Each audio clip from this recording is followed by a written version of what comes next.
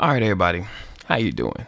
So this video is going to be on a topic that's about 2 or 3 weeks old by now. I decided to make this video a few weeks ago while working on other projects, and once I was ready to edit, real life issues hit. That, on top of a transition from one editing software to another, delayed things. But ultimately, this video wasn't planned to be the next video. I just couldn't get it out of my head. So here it is. Game Freak isn't going to release the first 2 Gen games for the Switch because they're still making money from the eShop. This is an idea that I kept seeing after my video. It might seem a bit ridiculous to make an entire video over this one little idea, especially for people who strongly believe it. You're gonna wanna hate and slander me, despite the fact that it's not that serious. But the thing is, this idea doesn't make sense to me, which makes me wanna talk about it. And I figured, if people can come to my channel and talk about it, then I can come to my channel and talk about it. Especially since people seem to believe it's a fact as opposed to an opinion. So, if they can say this is what they're obviously doing because of this, I'm sure it's okay for me to say, but what about these things? Here are the things that I'm talking about. So, Game Freak, Nintendo, the Pokémon company, whatever. They didn't release the Gen 1 and Gen 2 games because they're still making money off of the eShop releases. If the Gen 1 and Gen 2 games were to be announced for the Switch, they would miss all of that money that they could be getting from the 7 weeks between the announcement of the Game Boy on the Switch and the end of the eShop. Basically, greedy. Now, I typically have an issue with the idea that business equals greed, or if money is involved, the motive is greed. There are definitely companies that have greedy practices, and I don't believe that Game Freak nor Nintendo is above that at all. However, I also don't believe that they're so ridiculously greedy that they're trying to get all of the money that they can from these games within the 7 weeks after the announcement of the Game Boy on the Switch, so much so that they're delaying plans for this or have based their plans around this. I don't believe that just because they can do this, they must be doing this. The fact that they're still making money off the eShop releases doesn't mean that they've delayed plans for that. Their plans can be independent of that. Here's the thing for me. The Game Boy game started releasing for the DS on February 27, 2016, exactly 20 years after the initial release of the games in Japan. And on that thought, as a side note, I really hope the reason they haven't moved the games to the Switch is not because they want to release the games on the Switch on Pokémon Day 2026, just because that would be their 30-year anniversary. My God, I hope that's not the plan. After the first gen games were re-released in 2016, Gold and Silver would be re-released at the end of 2017 and Crystal at the beginning of 2018.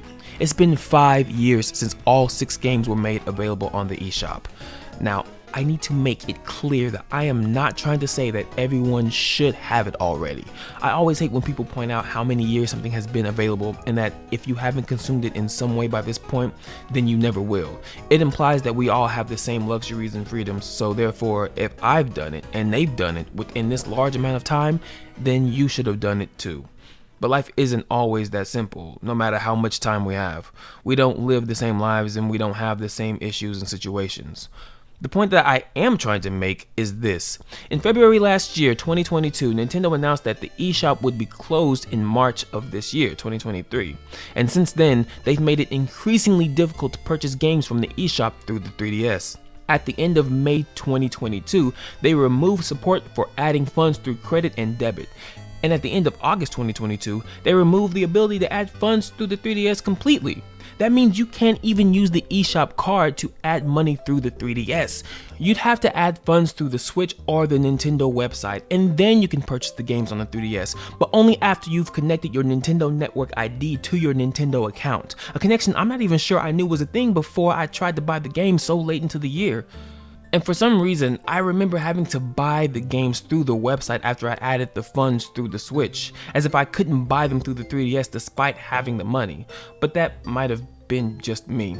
After 5 years of the 6 main Pokemon games being available on the 3DS, including that last year where Nintendo made it clear that the eShop would only be available for that last year, the idea that they're trying to wring out every last bit of FOMO money that they can from players when it's clear that Nintendo is waning the public off of the 3DS eShop by adding these hoops to jump through just seems like a lazy thought. The idea that I'd only be able to play the games if I pay a subscription doesn't sound the best, especially since I have plenty of experience with subscription services and I've had plenty of times in which I can't can't or choose not to pay them. If there really is a fear of missing out, it should be there regardless, not because they're holding some games back from a subscription service that many people still hate and avoid anyway. I just don't understand that.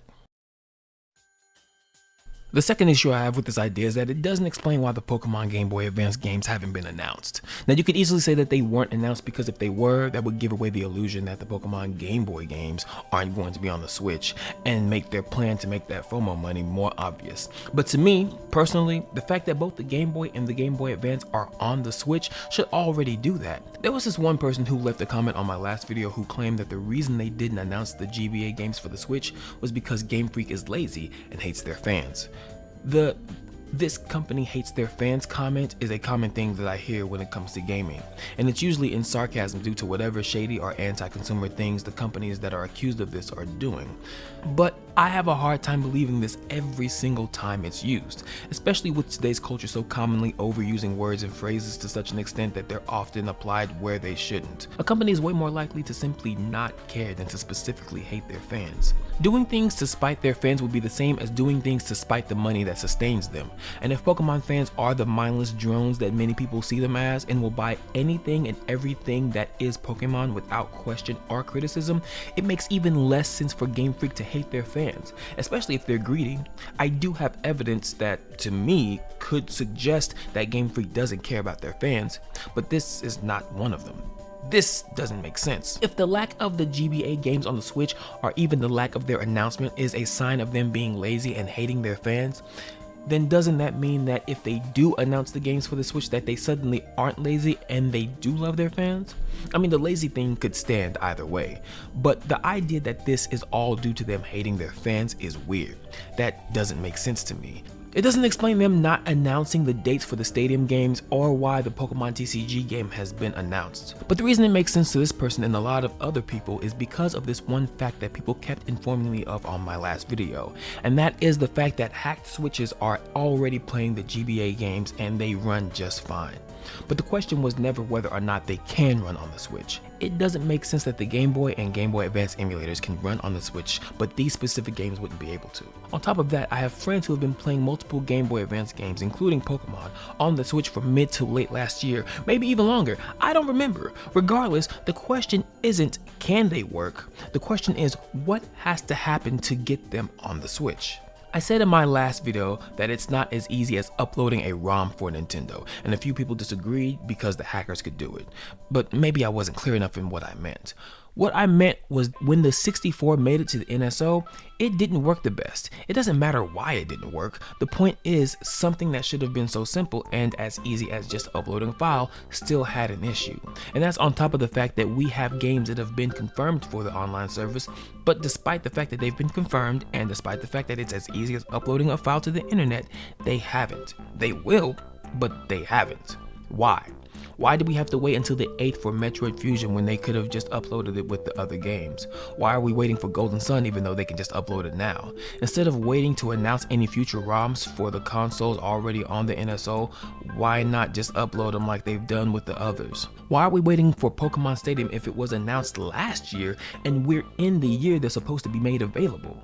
I can't make it clear enough that I'm not saying that whatever reason they have is a good reason. I don't even know what the reason is. But that's my point. We don't know what the reason is. So it's really weird to me that we don't have answers for all the old games that aren't on the Switch, but we do have answers for a few, despite the fact that all games that aren't immediately made available for the NSO seem to be announced and made available on their own time. I don't understand. And here's the third thing, the Pokemon Stadium games. The Pokemon Stadium games were announced for the NSO in September of last year, 2022. However, the only thing we know about them is that they released sometime in 2023. We still don't have a specific release date for these games. If they didn't announce the first two gens because of FOMO money, then why didn't we at least get a specific release date for Stadium? We know it's coming this year, and Nintendo is greedy doesn't explain that, regardless of how true it might be. Completely unrelated, did anyone know that this August 1st, 2023 will be the 25th anniversary of Pokemon Stadium as a series? God, I hope they aren't planning on waiting till 2026 to move the Game Boy games to the Switch. That is not a good idea. Also, one more thing. Someone said that they were mad that Game Freak baited everyone by implying that the Game Boy Pokemon games would be announced and then turned around and said, haha, no, we were lying on my last video. I asked them what they said exactly that led to this implication, and I got no response, of course, because none of that, especially that last thing, ever happened. But I wanted to find what would even give anyone the idea to even come up with that. The only thing I could come up with myself was the Japanese trailer for the NSO, the one that had the removed blurb about the 64 and Game Boy games not being compatible and sparked the idea for a bunch of people that the games were definitely coming to the Switch. So I looked into that. I found that they added the disclaimer to the description below the video, but this could have easily been done at any time. So I decided to use the Wayback Machine to find exactly when it happened. The video was uploaded on the 8th. The post about this was made on the 12th, and it blew up from there. But the disclaimer that was missing from the video was added to the description of the video on the 16th, 2 weeks before the presents, which makes it a mistake, not a way to intentionally deceive people just to piss them off and laugh at them, which is such a weird thing to even come up with, as if they're cartoonishly evil or something. They also released music for the original games like they did for Diamond and Pearl back when Brilliant Diamond and Shining Pearl released, but that was the day of, literally hours before the presents, and only on the Japanese channel at the time. Anyway. Okay, so this is the last issue I have. How is it that they're only trying to make FOMO money from the Gen 1 and Gen 2 Core Series games when they have the side series games on the eShop as well? The fact that the Core Series games are the most popular of the Pokemon Game Boy games is not a reason.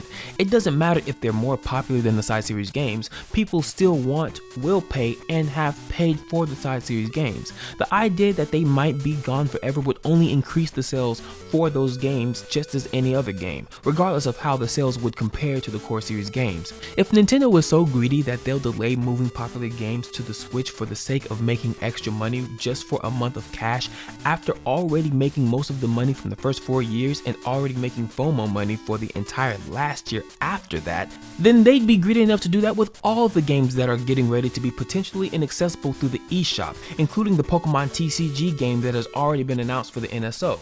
They're not going to care whether one is more popular than the other. If money is involved and they're greedy enough to go for it no matter how small the amount of time is, then they're going to go for as much of it as they can. I think this last issue kind of illustrates the type of people who believe this is a thing.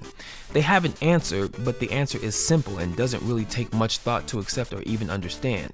It doesn't take anything else into consideration except for the Core Series Gen 1 and Gen 2 games. Okay, so check me out, right? The first 2 gens aren't on the Switch for the purpose of making FOMO money. Well, why didn't they leave the Pokemon TCG game exclusive to the eShop to do the same thing instead of announcing it for the NSO? Well, because it's not as popular as the Core Series games. Cool. Well, neither is Pokemon Puzzle Challenge for the Game Boy, but it's also on the 3DS eShop and didn't get announced for the NSO, just like the Core Series games. I'd be willing to bet that no matter how it compares to the other games, it's still making money as well, especially with people who just want to preserve it, no matter how hard it is for you to imagine.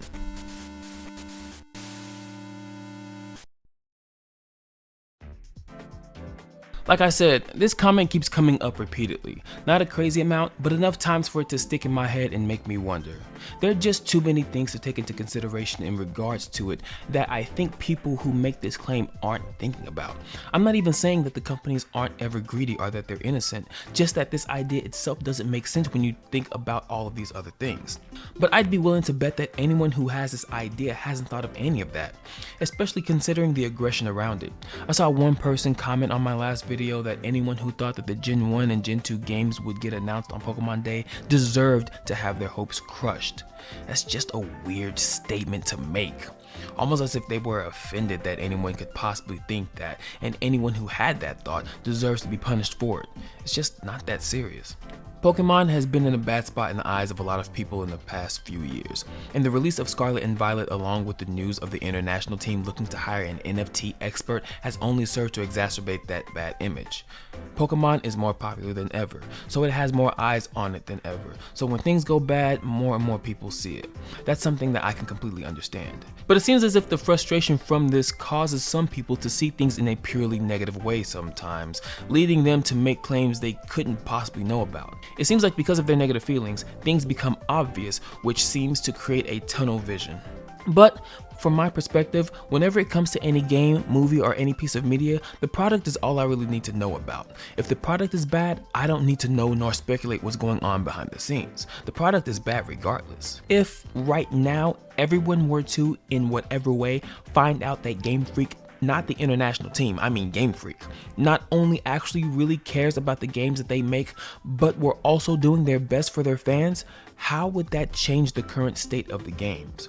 How would that all of a sudden bring back the save files that are now being accidentally deleted? It wouldn't.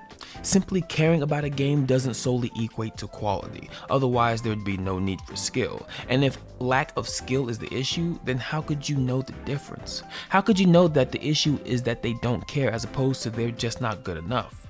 I've seen signs of both from Game Freak wanting to make other games to the fact that they've mostly produced for handheld games, but I don't know what they're doing. I don't know what they're literally doing behind the scenes, so if I ever do speculate, I treat it as just that, a speculation. Something I made up in my head based off of what I've seen, but something that I don't actually know for sure. And here's ultimately why I'm saying all of this. For years I've heard people make up things about people that either they don't like or people most everyone dislikes. And if anyone corrects them, all of a sudden that means that they're defending them, because why would you care about lies being told about a bad person? If they're bad, why does it matter? You must be defending everything this bad person has done. I've always hated that. I've always had a very strict credit where credit is due, even if it's bad point of view. So I dislike when anyone is credited for something they didn't do, regardless of who it is or if it's good or bad, and especially when it doesn't make sense. It's hard to believe that only Game Freak and not Nintendo is refusing to release games for 7 weeks to capitalize on players' fears of missing out. Especially when I'm pretty sure Nintendo still has a say in when or how it gets published, meaning it's not left solely to Game Freak, if they even have a say at all. It's also hard to believe that they're only doing it with 6 of the 10 Pokemon games that they have on the eShop, 3DS and Wii U combined. Even if they end up announcing the games on the 27th of March or the 28th or the beginning of April, all of which is what I originally believed they would do anyway, I'd still have a hard time believing it was all because of the money for the eShop that they made the decision. If there weren't any Pokemon games coming to the NSO at all, this would make a little more sense. It would be believable to me.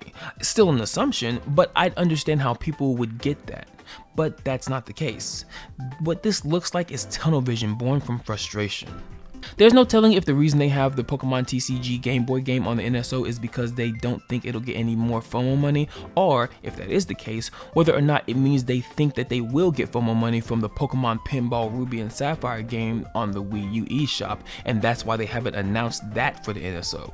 There's no telling if they're hoping to announce the Gen 1 and Gen 2 games when Pokemon Stadium games release, or if they're working on the compatibility between the two on the Switch, and if that's the reason they haven't given a date for the Stadium games, hoping to have an extra announcement when the Stadium games drop. There's no telling if they're planning to release the Stadium games on August 1st, 2023 because it will be the 25th anniversary of the Stadium series, and there's no real telling if they're planning on waiting until the 30th anniversary of Pokemon to release Pokemon Red and Blue on the NSO, because they definitely did that for the eShop. In 2014, they released Pokemon TCG and later Pokemon Puzzle Challenge for the 3DS, while also releasing Pokemon Pinball, Ruby and Sapphire, and later Pokemon Snap for the Wii U. But they released the core series games in 2016 just because that was the 20th anniversary of Pokemon. If they had released the core games at the same time as the other games in 2014, that's 2 more years of money that they could have been making, but missed out on. I'm not really into communities, so I don't know if people call them lazy and hateful for those 2 years that they didn't have those games on the eShop, but I find it hard to believe. I just really hope they're not planning on releasing the games on the 30th anniversary. I really hope they're not doing that. To wrap this all up, all I'm saying is that this doesn't make sense to me. There are other things to consider that this idea doesn't answer for that I think it should, and we don't know what anyone at Nintendo or any of their affiliates are thinking. Nintendo does things their own way even when it seems so weird, and it's possible that this is just another one of those things, unless someone knows why they drop games in waves on the NSO as opposed to simply releasing them. But people have definitely made sure that I knew that it is, in fact, as easy as uploading a file. In any case, like I said about the people who were getting upset because their game wasn't announced in the presents, I'll say it here too. There's no reason to get upset that people thought the games would come out, and it's kind of weird to take pleasure in the disappointment of anyone who was simply disappointed. Again, I wouldn't have made this video if it wasn't for the fact that I kept seeing this idea pop up, and the fact that it appeared in my comments a few times. Made me think people must take this idea as important. Maybe I should say something. Anyway, if this didn't make you want to unsubscribe, I have more videos on the way. Maybe even something about that NFT thing. Not sure when I'll be able to get them out since things are going to get difficult for the next 3 months, but I am working on them. In any case, this was fun. Hopefully it was fun for you. Alright everybody, I'll catch y'all later.